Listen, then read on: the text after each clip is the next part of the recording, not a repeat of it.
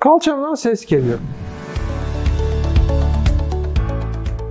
Kalçadan sesin gelmesi tabii ki birçok faktöre bağlı olabilir. Ama özellikle başlangıçta henüz kalçasında ağrısı olmayan bir kişi kalçasına ses geldiğinden bahsediyorsa, bu bize özellikle sportif faaliyetler esnasında bunu ortaya koyuyorsa, bilin ki o kalçanın içerisindeki iki kemiğin, yani diyelim ki femur başının tutunduğu o kalça içerisindeki ortamda onu tutan bağların gevşekliğinin göstergesidir. Yani o bağlardaki gevşeklik hareket esnasında femur başının gereksiz harekette bulunaraktan eklem içerisinde olması gerekenden fazla hareket ettiği için sürtünerekten veya atlama yaparaktan ne yapıyor?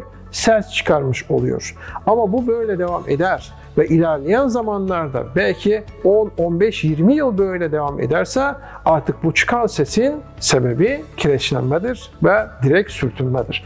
O zaman henüz kalçanızda ağrı yok iken ses çıkıyorsa kalçanızdan, bilin ki oradaki bağlar gevşemiş ve eklemin içerisinde gereksiz hareket hacmine izin vermiştir. Bunun için de ilgili eklemin egzersizleri, kaslarının güçlendirilmesiyle birlikte, bağlarının güçlendirilmesiyle birlikte o kalçadaki sesin azaltılması ve ilerleyen zamanlarda da kireçlenmeye doğru gitmemesinin önemli bir tedbiri olacaktır.